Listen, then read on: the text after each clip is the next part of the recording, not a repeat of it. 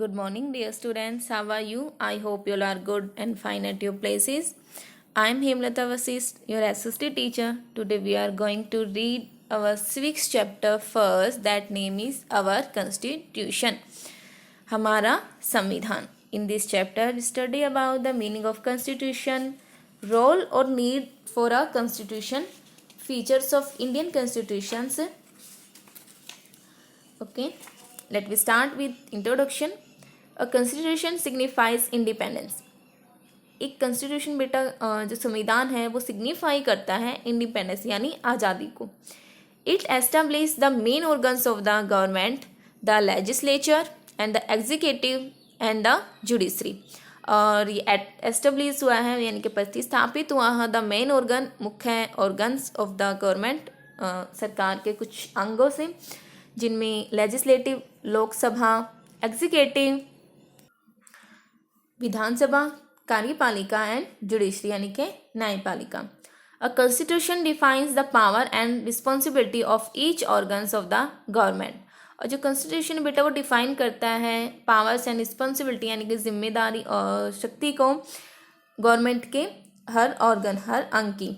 It regulates the relationship between the three organs and also with the people. और ये regulate करता है relationship को three organs legislature, executive and judiciary with peoples. It also enumerates our rights and duties as citizens. और enumerates का मतलब होता है बेटा वो डिटरमाइन करता है हमारे अधिकारों को, हमारे कर्तव्य को as a citizen. It contains our national goals such as democracy, secularism and socialism. और ये हमारे जो नेशनल गोल्स हैं डेमोक्रेसी, लोकतंत्र, सेकुलरिज्म होता है बेटा धर्मनिरपेक्ष और सोशलिज्म होता है समाजवादी. To achieve this goals it envisages various plans for implementation by the government. Government यानी कि सरकार के द्वारा अचीव दिस गोल्स एनविसेज होता है बेटा परिकल्पना करना, वेरियस प्लान्स ऑफ इम्प्लीमेंटेशन यानी कि कार्यान्वयन के अलग अलग जो प्लान्स हैं उन सबको. Every constitution gets meaning and content only from the manner in which and by whom is operated. In this way our constitution is very important to us. और इस तरीके से जो हमारा कंस्टिट्यूशन है वो हमारे लिए बहुत ही ज़्यादा इम्पोर्टेंट है. It is our foremost duty to respect our constitution. और ये हमारी फॉरमोस्ट होता है बेटा वेरी इंपॉर्टेंट यानी कि सबसे महत्वपूर्ण ड्यूटी है कि हम अपने जो कंस्टिट्यूशन हमारा जो संविधान है उसकी रिस्पेक्ट करें. उसके बाद है मीनिंग ऑफ कंस्टिट्यूशन यानी कि संविधान का क्या अर्थ है.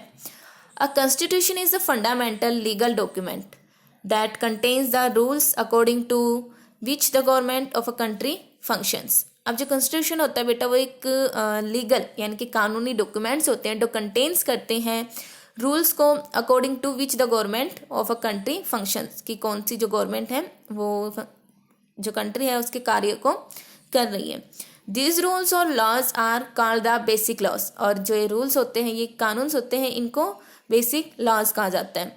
These laws are superior to all the laws of a country. और ये सबसे ज़्यादा इम्पोर्टेंट होते हैं मतलब सुपीरियर होते हैं किसी भी कंट्री में किसी भी लॉ से. That is the laws written in the constitution act as the source according to which rules and regulations of government a country are framed. अब देखो इसके साथ ही जो लॉज यानी कि जो कानून लिखे जाते हैं बेटा कॉन्स्टिट्यूशन एक्ट में as a source according to which किन सोर्सों से रूल्स एंड रेगुलेशंस यानी कि उनकी जो नियम है उनके जो रेगुलेशंस हैं governing a country are frame. Every law enacted by the government. हर जो कानून है बेटा वो एनेक्ट होता है किससे गवर्नमेंट से has to be in conformity with the constitution. But the constitution constantly grow and evolves according to the needs. लेकिन जो कॉन्स्टिट्यूशन है बेटा वो लगातार ग्रो करता है एवोल्व्स किसके अकॉर्डिंग उनकी ज़रूरतों के according requirements and aspirations of the peoples and functioning institutions. उसके बाद है द रोल और the need for a constitution कि हमें जो संविधान है उस क्या रोल है बेटा उसकी क्या भागीदारी है और उसकी क्या ज़रूरत रही. ठीक है. Every organization or society needs certain rules and regulations for its smooth functioning.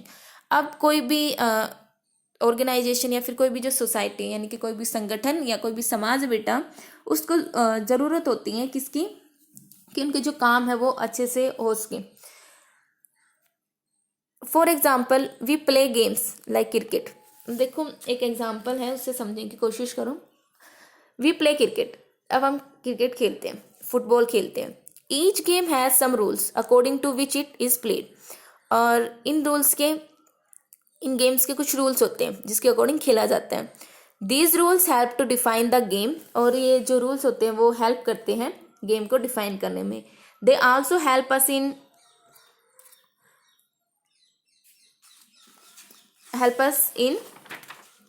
distinguishing one game from another. Like these games, a society or country also needs some fundamental rules that are included in the constitution. और इन्हीं game की तरह like these games, जो समाज है, कोई भी country है, उनको भी बेटा जो फंडामेंटल रूल्स है, आधिकारिक जो नियम होते हैं बेटा, वो ताकि वो अच्छे से अपना जो समाज है उनको चला सके, ये सब इंक्लूड किए जाते हैं किसमें, हमारे कॉन्स्टिट्यूशन में। These rules make it what it is and differentiate it from other kinds of societies. और जो रूल्स होते हैं बेटा वो बनाए जाते हैं, इसलिए बनाए जाते हैं बेटा कि ये है क्या और कैसे ये अदर जो सोसाइटीज़ है, जो समाज है, उनसे अलग करते हैं। That is why most countries in the world have a constitution. और इसीलिए मोस्टली जो कंट्रीज़ हैं वर्ल्ड में, उन सभी के पास उनका कॉन्स्टिट्यूशन यानी कि संविधान है। In a democratic country like India, importance of the constitution is more significant. और एक डेमोक्रेटिक कंट्री लाइक लोकतांत्रिक जो देश होते हैं like India, the importance of the constitution is more significant. और जो संविधान है उसका जो महत्व वो काफ़ी ज़्यादा सिग्निफिकेंट मीन्स महत्वपूर्ण है, सार्थक है, ठीक है। The constitution is needed for the following reasons. अब देखो कॉन्स्टिट्यूशन जो है उसको बेटा कुछ ज़रूरत होती है कुछ कारणों की। फर्स्ट है, in a democratic government the citizens participate in the functioning of the government. अब जो नागरिक होते हैं किसी भी डेमोक्रेटिक गवर्नमेंट में, वो पार्टिसिपेट करते हैं बेटा डायरेक्टली और indirectly. It is the power and it is the constitution in which the government's power and citizens rights are clearly defined. और ये कॉन्स्टिट्यूशन में क्लियरली डिफाइन होते हैं, जो पावर्स होती है गवर्नमेंट्स की या जो नागरिकों के जो अधिकार होते हैं वो डिफाइन किए जाते हैं संविधान में। It prevents the government from misusing its rights and thus safeguard the rights of the citizens. और ये प्रिवेंट करता है कि जो गवर्नमेंट है जो मिस यूजिंग इट्स राइट्स की, उनके जो अधिकार हैं उनकी मिस यूजिंग ना करे। दस safeguard the rights of the citizens, और जो नागरिक हैं उनके जो राइट्स हैं, जो अधिकार हैं, उनको सेफ करती है। Next, a constitution is not a mere document but a living document. This means that it constantly grows and evolves according to the needs, requirements and aspirations of the people of the country. और एक जो constitution होता है बेटा वो मर document नहीं है, लेकिन अ लिविंग डॉक्यूमेंट्स, मतलब मर यहाँ पर बेटा डाइड, ठीक है, डाइड और लिविंग डॉक्यूमेंट्स की तरह लिया गया है। तो जो कॉन्स्टिट्यूशन होता है उसमें जो डॉक्यूमेंट्स होते हैं बल्कि लिविंग डॉक्यूमेंट्स होते हैं। This means that it constantly grow and evolves according to the needs. इसका मतलब ये कि भी जो नीड्स है, ज़रूरत है, उसके अकॉर्डिंग वो एवॉल्व्स होते हैं, ग्रोज होते हैं, यानी कि बढ़ते हैं। Requirements and aspirations of the people of the country, लोगों की जैसी रिक्वायरमेंट होती हैं, उनकी जैसी एस्पिरेशंस होती हैं, उनके अकॉर्डिंग। नेक्स्ट बेटा, it consist of certain ideals that from the basis of the kind of the country that we aspire as citizen. और ये कंजिस्ट करता है आइडियल्स, आदर्शों को, form of the basis of kind of the country, किसी भी जो देश है उनके प्रकार की वो जो सिटीजन्स हैं वहाँ के वो एस्पायर्स हैं या नहीं। एस्पायर दैट मीन महत्वाकांक्षा, उनकी जो ज़रूरतें होती हैं। That is it tell us the fundamental nature of our society. और ये बेटा किसी भी समाज की, हमारे समाज की जो फंडामेंटल नेचर है, आधिकारिक जो प्रकृति है, उसको बताता है। फॉर एग्जाम्पल देखो, एग्जाम्पल से समझाने की कोशिश की इन्होंने। आफ्टर इंडिपेंडेंस, आज़ादी के बाद, we adopted a constitution that reflects the ideas of our country. हमने एडोप्ट किया एक कॉन्स्टिट्यूशन को जो हमारे जो आइडियल्स थे, हमारे जो आदर्श थे हमारे जो कंट्री के, उनको रिफ्लेक्ट करता था। सिमिलर और इसी तरीके से Nepal adopt a new constitution in order to usher in a new society. जो नेपाल था उसने एक नया कॉन्स्टिट्यूशन एडोप्ट किया एक नई सोसाइटी के लिए। When it moved from a monarchy to a democratic government. कब? जब उनकी जो समाज था, उनकी कंट्री में जो मोनार्ची गवर्नमेंट सिस्टम था वो हट करके जब डेमोक्रेटिक गवर्नमेंट आया तो उन्होंने एक नया कॉन्स्टिट्यूशन रिकॉग्नाइज किया। A country is usually made up of different communities of people. अलग अलग जो कम्युनिटीज होती है बेटा, अलग अलग उनके जो ग्रुप्स होते हैं लोगों के, वो अलग अलग होते हैं और उन्हीं के लिए कॉन्स्टिट्यूशन बनाया गया।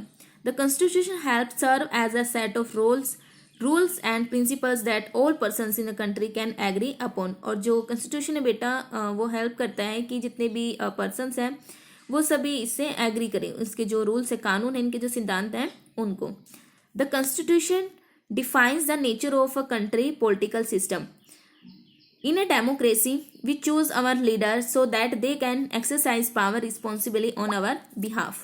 But often they misuse their authority. लेकिन अगर वो misuse करते हैं इन सभी अधिकारों को, the Constitution lays down rules that guard against the misuse of power by our political leaders. For example, our constitutions guarantee करता है बेटा उनके अधिकारों को इक्वालिटी ऑल पर्सन, और सभी समाजों को जो समानता है वो दी जाए, सभी को समान अधिकार मिले, इनकी गारंटी करते हैं। अकॉर्डिंग टू इट, और इसके अनुसार, no citizen can be discriminate on the grounds of caste, religion, race, gender and place of birth. किसी भी डिस्क्रिमिनेट मतलब उनमें भेदभाव ना हो, ठीक है। इसके अनुसार किसी भी सिटीजन में, किसी भी नागरिक में भेदभाव नहीं हो, ये चेक करता है कि भाई उनके कास्ट, उनकी जाति के, धर्म के, रंग भेद आदि से कोई भी उनमें डिस्क्रिमिनेट ना हो, कोई भी भेदभाव ना हो। The right to equality is one of the fundamental rights mention in our constitution. और ये एक संवैधानिक अधिकार है, ठीक है, हमारे कॉन्स्टिट्यूशन में मेंशन किया गया है समानता का अधिकार। If there were no such restrictions on the power of elected representative, they could misuse their authority. A constitution ensure that a dominant group does not use its power against other less powerful people और groups. और जो constitution है बेटा वो ensure करता है, ये check करता है कि कोई भी डोमिनेटेड ग्रुप किसी भी जो लेस पावरफुल ग्रुप्स हैं उनके अगेंस्ट किसी भी पावर का यूज ना करें। It ensure that minorities are not exclude from anything that is routinely available to the majority. यानी कि ये इंश्योर करता है कि कोई भी जो माइनॉरिटी है, कोई भी जो कमियां हैं वो एक्सक्लूड ना हो इनसे, routinely available to the majority. It prevents both the inter community and intra community dominations. और ये प्रिवेंट करता है इंटर कम्युनिटी और इंट्रा कम्युनिटी, यानी कि बाहरी और आंतरिक जो समुदाय हैं उनके डोमिनेशंस को। Inter community domination refer to one community dominating another while intra community domination means, इसका मतलब क्या हुआ कि members of one community dominating others within the same community, कि जो मेंबर्स है बेटा इन कम्युनिटीज़ के वो डोमिनेट कर सकते हैं अदर्स, दूसरों को, with in the same community, जो उन्हीं की कम्युनिटी यानी कि उन्हीं के जो संगठन है, समुदाय हैं, उनसे। Sometimes we take certain decision, ठीक है, कुछ टाइम हम जल्दी से डिसीजन ले लेते हैं that could have an adverse effect on our larger interest. The constitution help us guard against this situation. तो जो कॉन्स्टिट्यूशन है बेटा वो हेल्प करता है इन सिचुएशन से बचने की। For example, frustrated with the corruption, rat tapism and delay in decision making.